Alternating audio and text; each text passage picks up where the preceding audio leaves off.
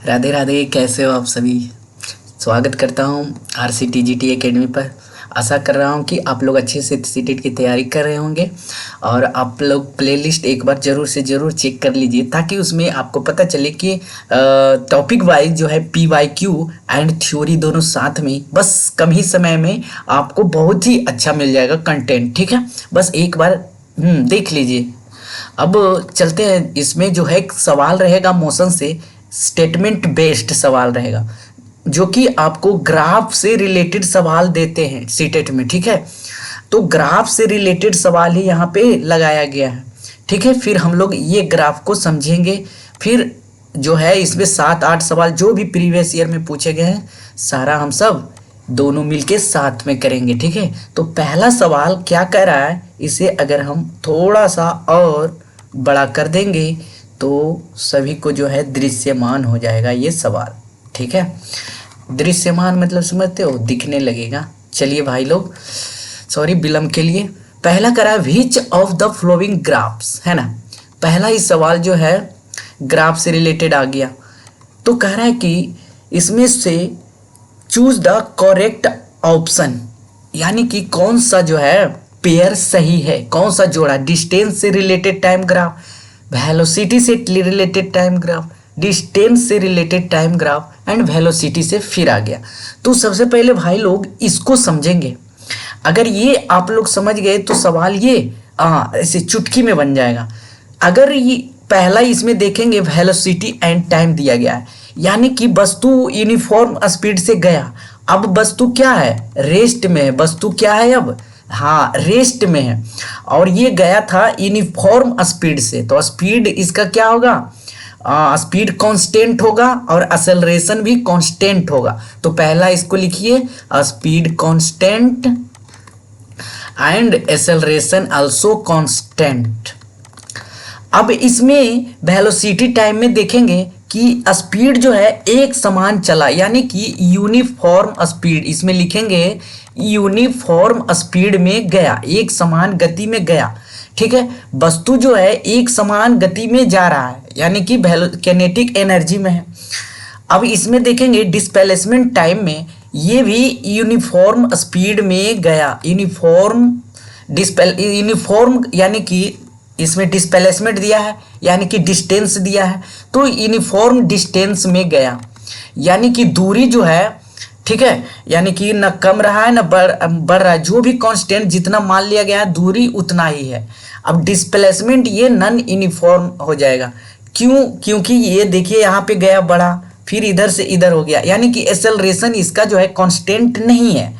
ठीक है, एक्सेलरेशन इसका कांस्टेंट नहीं है। अब इसको थ्योरी के अनुसार समझेंगे जो यहाँ पे लिखा गया है, यानी कि यदि डिस्टेंस टाइम ग्राफ दिया रहे, देखिए पहला क्या कहा था डिस्टेंस में, यानी कि time graph of body at rest. तो डिस्टेंस में क्या बॉडी रेस्ट रहता है, यहाँ बॉडी रेस्ट है, बॉडी रेस्ट है। ठीक है, यूनिफॉर्म स्पीड में गया, डिस्टेंस जो है रेस्ट में, यानी बॉडी है। तो पहला स्टेटमेंट तो ये सही हो जाएगा। ओके, दूसरा करा है वेलोसिटी में। वेलोसिटी में आइए, time graph of body moving with uniform acceleration. क्या कर रहा है, यूनिफॉर्म एक्सेलरेशन। ठीक है, किसमें था, वेलोसिटी में। ये वेलोसिटी में यूनिफॉर्म एक्सेलरेशन, स्पीड यूनिफॉर्म है तो एक्सेलरेशन भी सही है, यानी कि ये भी सही है, ये भी सही है पेयर। अब करा है डिस्टेंस में आइए, time graph of body moving with uniform acceleration. Distance में आइए, यानी कि ये यूनिफॉर्म एक्सेलरेशन में चल रहा है, नहीं एक्सेलरेशन इसका चेंज हो रहा है ना। ये डिस्प्लेसमेंट डिस्टेंस में, ये जो है यूनिफॉर्म नॉन यूनिफॉर्म एक्सेलरेशन है। क्या है, नॉन यूनिफॉर्म एक्सेलरेशन है। ठीक है, बात समझ में आ रहा है। तो इसका ये स्टेटमेंट पेयर हमारा गलत हो जाएगा, विथ यूनिफॉर्म नहीं, नॉन यूनिफॉर्म एक्सेलरेशन हो जाएगा। अब वेलोसिटी में आइए, time graph of body at rest. तो वेलोसिटी टाइम ग्राफ में यहाँ पे देखे थे कि क्या बॉडी रेस्ट में है, तो हाँ ये पेयर भी सही है, यानी कि हमारा जो है ये वस्तु रेस्ट में है, तो हमारा ये भी सही है। तो कौन कौन सही पेयर हुआ, A, B एंड D, यानी कि कौन सा ऑप्शन हो जाएगा? ऑप्शन 1। सभी को क्लियर है भाई लोग? आशा करता हूँ कि सभी को जो है ये प्रश्न थोड़ा सा तो मैं समझा पाया हूँ जितना। अगर आपने समझ रखा है तो बहुत ही अच्छी बात है, अगर पहले से कर रखे हो तो ये PYQ है, ठीक है। यहाँ पे हमने सारा PYQ ही लगा रखा है। और यहाँ पे आपको ये जो है रिटेन यानी कि नोट्स PDF आपको किस पे मिल जाएगा? हाँ, टेलीग्राम चैनल पे मिल जाएगा। यदि आपको नहीं मिलता है टेलीग्राम चैनल पे तो आप कमेंट में कीजिए, आपको पर्सनली आपको भेज दिया जाएगा PDF, ठीक है। यहाँ पे आपको एक्सेलरेशन टाइम ग्राफ में, एक्सेलरेशन टाइम ग्राफ एक सीधी रेखा दर्शाता है जब क्या रहता है? त्वरण कांस्टेंट रहता है, ठीक है। जब सीधी रेखा दिखाएगा तो इसका एक्सेलरेशन कांस्टेंट होगा, बॉडी रेस्ट में होगा, हमने बताया है। अब विस्थापन समय ग्राफ में ये यूनिफॉर्म स्पीड में होगा। विस्थापन समय ग्राफ में, डिस्प्लेसमेंट टाइम ग्राफ में हमने देखा यूनिफॉर्म में होगा और रेखा ढलान वेग की दर्शाता है, ठीक है। तो इस तरह से आप देखेंगे। अब ये जो है आप PDF में मिल जाएगा आपको। अब कह रहा है ये देखिए, ठीक है, यूनिफॉर्म, नॉन यूनिफॉर्म, ये स्लोप में चला गया, ये रेस्ट में है बॉडी। अगला सवाल क्या कर रहा है? अगला सवाल, किसी बीम का चाल समय ग्राफ एक सीधी रेखा, निम्न में से कौन सा कथन निष्कर्ष माना जा सकता है? ये स्टेटमेंट वाले सवाल है, ठीक है, कथन वाले सवाल है। तो आप लोग को थोड़ा सा दिक्कत हो सकता है। अगर आपने अच्छे से पढ़ रखा होगा, ठीक है, तो आप जो है कर लोगे, हमें पूरा भरोसा है। अब इसमें देखेंगे कि ये जो स्पीड टाइम ग्राफ होता है, यहाँ समझेंगे। ये आपको स्पीड मिल गया, ये आपको टाइम मिल गया। अब ये स्पीड टाइम ग्राफ में क्या क्या हम सिर्फ थोड़ा सा देखेंगे, ठीक है, पूरा डिटेल से नहीं जाएंगे। ये जब यानी कि हॉरिजेंटल लाइन जब बनाता है तो ये कांस्टेंट स्पीड होता है, यानी कि एक्सेलरेशन भी यहाँ क्या है? हाँ, एक्सेलरेशन भी इसका क्या है? कांस्टेंट है। अब देखिए ये जो रेखा, ये ग्राफ, ये जो लाइन है, ठीक है, ये लाइन आपको क्या बता रहा है? ये लाइन आपको क्या कर रहा है? ये स्ट्रेट लाइन है, यानी कि पॉजिटिव में है, यानी कि कांस्टेंट एक्सेलरेशन में है। इस यहाँ भी कांस्टेंट एक्सेलरेशन, यहाँ भी कांस्टेंट स्पीड और कांस्टेंट एक्सेलरेशन। और जब यहाँ पे ये स्लोप नीचे आने लगा तो स्ट्रेट लाइन जो है निगेटिव ग्रेडियंट, ग्रेडियंट समझते हो, यानी कि नीचे की ओर निगेटिव अथी में जाना, स्लोप में। यहाँ पे कांस्टेंट डिकेलरेशन हो रहा है, डिसेलरेशन हो रहा है, यानी कि कम रहा है। कांस्टेंट इसका जो एक्सेलरेशन है डी हो रहा है, कम हो रहा है। यानी कि जैसे गाड़ी आप ऊपर से पहाड़ पर से नीचे स्लोप करवाते हो तो देखते हो ब्रेक लेकर नीचे नीचे गिराते हो, ठीक है। तो यहाँ यही कह रहा है। अब इसमें स्टेटमेंट देखेंगे कि the motion of object is uniform motion, uniform motion. तो ऑब्जेक्ट इज एट रेस्ट, यानी कि चाल समय ग्राफ एक सीधी रेखा क्या दर्शाता है? ये देखिए, यहाँ फिर से हम समझा देता हूँ, ठीक है। ये रहा, ये रहा, ठीक है। सीधी रेखा ये क्या दर्शाता है? ये सीधी रेखा क्या दर्शाया? यानी कि बॉडी कांस्टेंट है, स्पीड कांस्टेंट है, एक्सेलरेशन कांस्टेंट है और बॉडी को जी रेस्ट में है। अब देखो, the motion of the object is uniform motion, ये दर्शा रहा है। अभी इसकी बात नहीं करेंगे। The object is at rest, इसकी ये तो है, यानी कि motion of the object is non uniform motion, असमान गति में नहीं, लेकिन यूनिफॉर्म में बोल रहा है तो एक समान ही जा रहा है, यानी कि यहाँ पे ये हो गया यूनिफॉर्म मोशन में जा रहा है, ठीक है। इसका आंसर कौन सा हो जाएगा? ए एंड बी हो जाएगा, ऑप्शन ए हो जाएगा। किसी को दिक्कत? अगला सवाल फिर से PYQ सीटेट का, ये सीटेट का सारा सवाल है, ठीक है, सारा सवाल सीटेट का है। देखिए टाइप भी नहीं किया, वहीं से सीधा कॉपी मार के ले आया हूँ, ठीक है। किसी वस्तु की दूरी समय ग्राफ एक सरल रेखा है, ठीक है। इसकी गति की अवस्था के संदर्भ में निम्न में से क्या निष्कर्ष निकाला जा सकता है? फिर से आ गया दूरी समय ग्राफ, यानी कि दूरी क्या होता है? दूरी डिस्टेंस है ना, और एक क्या होता है? टाइम, यानी कि यहाँ पे हो जाएगा डी, यहाँ पे हो जाएगा टी। कह रहा है कि एक सरल रेखा, ये देखिए सरल रेखा, है इसकी गति की अवस्था के संदर्भ में, यानी कि object a straight line beach of the inference round the state of motion. ठीक है, ये मोशन की गति की अवस्था में निष्कर्ष कैसे निकाला जाता है? रेस्ट में है, यूनिफॉर्म स्पीड में है, नॉन यूनिफॉर्म में नहीं। ए एंड बी पिछला वाला सवाल ही था लेकिन अलग प्रकार से था। अब देखिए कोई भी, ये पहले सवाल देख लीजिए, कोई कार अपनी पहली आधी यात्रा V1 चाल से चलता है। जैसे आप लोग कहीं जा रहे हो, नानी घर जा रहे हो, अब नानी घर गए यहाँ से आधा रास्ता पैदल गए V1 चाल से, तथा शेष यात्रा साइकिल से गए V2 चाल से, यानी कि इसका स्पीड तो चेंज हो जाएगा ना। पैदल की यात्रा कम लग रहा है, साइकिल की यात्रा स्पीड ज़्यादा है, चाल से तय करती है। कार की समस्त नेट चाल, यानी कि होल जर्नी में जब आप एवरेज स्पीड निकालते हो, यानी कि एवरेज स्पीड बराबर टोटल डिस्टेंस बटा टोटल टाइम होता है। सभी को पता है एवरेज स्पीड बराबर, यानी कि स्पीड बराबर ही होता है डिस्टेंस बटा टाइम, स्पीड बराबर डिस्टेंस बटा टाइम।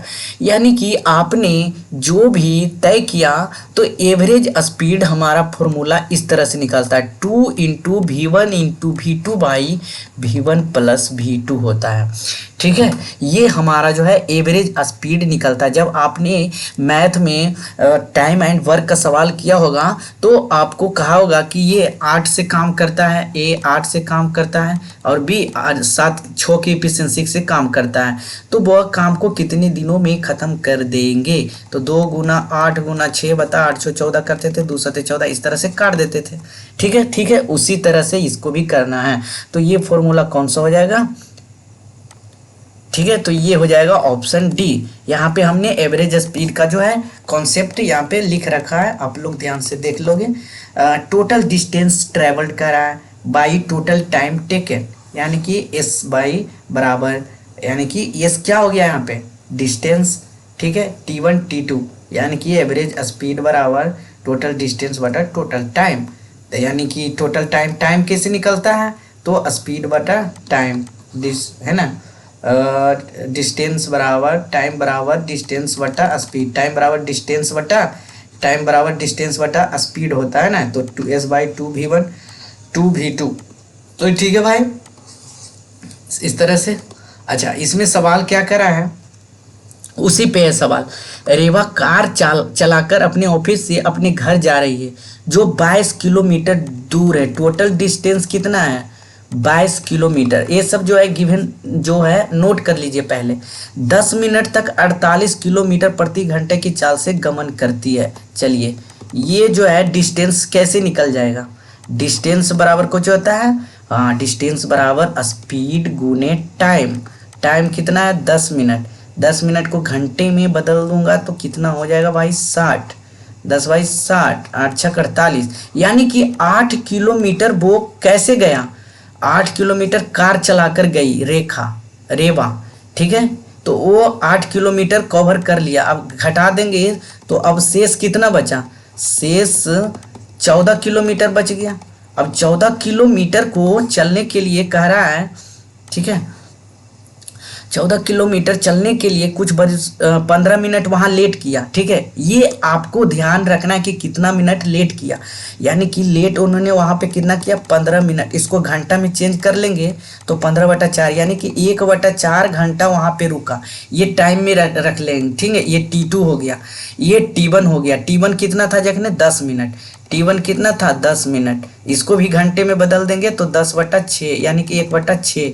ठीक है, अब T3 निकालते हैं। अब T3 टाइम बराबर क्या होता है? टाइम बराबर डिस्टेंस बटा स्पीड होता है। टाइम बराबर डिस्टेंस बटा स्पीड होता है। तो 14 × 14 56, ये कितना आ जाएगा? 1/4। ठीक है, यानी कि टाइम तीसरा कितना आ गया? 1/4, यानी कि सबसे पहले 1/4 1/6 मिनट T1 लगा, T2 लगा कितना? 1/4, आराम किया। अब फाइनल 1/4 जो है पहुंच गया। अब कह रहा है कि औसत चाल, तो औसत चाल किस तरह से फॉर्मूला हमने बताया? एवरेज स्पीड बराबर टोटल डिस्टेंस कितना था? 22 बटा टोटल टाइम। टोटल टाइम पहले कितना लगा? 1/6 कार से गई, 1/4 कोची से गया, हाँ लेट हो गया, 1/4 कोची हुआ? T3।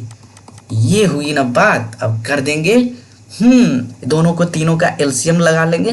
एलसीएम लगा के यहाँ पे नेक्स्ट स्लाइड ले लेता हूँ, ठीक है।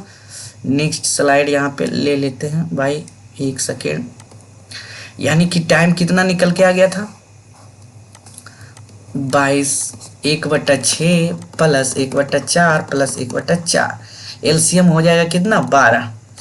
एलसीएम हो जाएगा 12, तो एलसीएम 12 हो जाएगा। तो इस तरह से ऐसे 12 लिख देंगे। तो 6 दूनी 12, ऊपर 2 हो जाएगा, 3 हो जाएगा, 3 हो जाएगा, और ये 12 इसमें मल्टीप्लाई हो जाएगा। किसी को दिक्कत नहीं।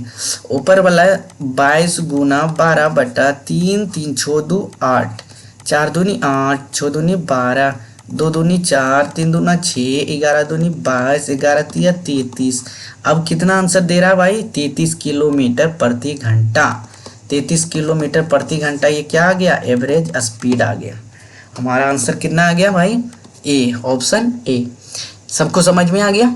अगला सवाल ये रहा, देखिए मोशन से है, जो कि जेई नीट में पूछा गया। किस में पूछा गया, जेई नीट में। और सवाल कर रहे हो आप सीटेट वाले व्यक्ति, यानी कि a vehicles travel half distance एल विथ द स्पीड, यानी कि आधी दूरी को v1 स्पीड से तय किया, and other half with speed v2। तो एवरेज स्पीड हमने क्या बताया, एवरेज स्पीड बराबर 2 × v1 v2 by v1 plus v2। ये देखिए नीट की एग्जाम में पूछा गया था, आपने ऐसे ही कर दिए कॉन्सेप्ट पे। फिर से आ गया फिजिक्स में, जेई नीट आईआईटी क्लास 11 के पूछा गया सवाल है। कह रहा है कि a car covers the first half of the distance between two places at 40 kilometre प्रति घंटा and other half at 60 kilometre. यानी कि कोई दूरी है, मान लो ये दूरी x किलोमीटर है, ठीक है। अब ये कह रहा है x/2 जो है 40 किलोमीटर प्रति घंटा की स्पीड से गया, फिर x/2 आधा जो बच गया वो 60 किलोमीटर प्रति घंटा की स्पीड से गया। तो एवरेज स्पीड किस तरह से निकालेंगे भाई, एवरेज स्पीड बराबर टोटल डिस्टेंस बटा, एवरेज स्पीड बराबर टोटल डिस्टेंस x है माना था, टोटल डिस्टेंस बटा टोटल टाइम। अब टाइम कैसे निकालोगे, तो टाइम बबुआ ऐसे निकालोगे, t1 बराबर, टाइम बराबर क्या होता है, डिस्टेंस बटा स्पीड। टाइम बराबर क्या होता है, डिस्टेंस, आधा दूरी कितना में तय किया, x/2, यानी कि इसको इस तरह से लिख देंगे x/2।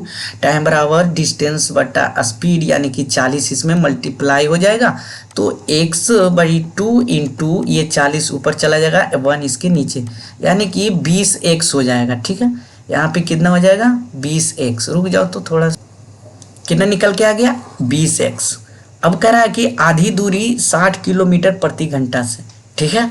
तो इसको किस तरह से टाइम t2 कैसे निकालेंगे, तो डिस्टेंस बटा टाइम, स्पीड, टाइम बराबर डिस्टेंस बटा स्पीड, ये जो हो जाएगा 60 में 3 दूना 60, यानी कि 30x इसका आ गया और 20x उसका आ गया, यानी कि 20x प्लस 30x बराबर, ठीक है भाई, x/50x, x कैंसिल, हमारा कितना निकल के आ गया, 50 किलोमीटर प्रति घंटा। एवरेज स्पीड कितना आ गया, 50 किलोमीटर। आपने ऐसे तय कर दिया जेई नीट सवाल, देख रहे हो, आपको पढ़ना पड़ेगा। ये ग्राफ वाले सवाल थे, टॉपिक नहीं समझिएगा, ठीक है।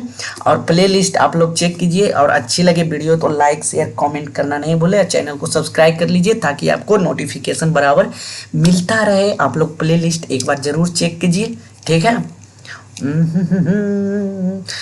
हौसलों से कुछ, हाँ, कौन सा एक शायरी है ना, वो क्या, रख हौसला वो मंजर भी आएगा, प्यासे के पास चलकर समंदर भी आएगा, थक कर मत बैठे मंजिल के मुसाफिर, मंजिल भी मिलेगी, मिलने का मज़ा भी आएगा। तो जी सीटेट जुलाई 2025 में आएगा, और आप लोग इसके लिए तैयार रहें। नोटिफिकेशन इधर से उधर यूट्यूब नोटिफिकेशन के फेरम मत रहिए, आप लोग पढ़ते रहिए हमारे साथ, चैनल से जुड़े रहिए। प्लेलिस्ट आपको जो है भरपूर प्लेलिस्ट मिल गया है, आप जो चाहे वो पढ़ सकते हो साइंस और मैथ में।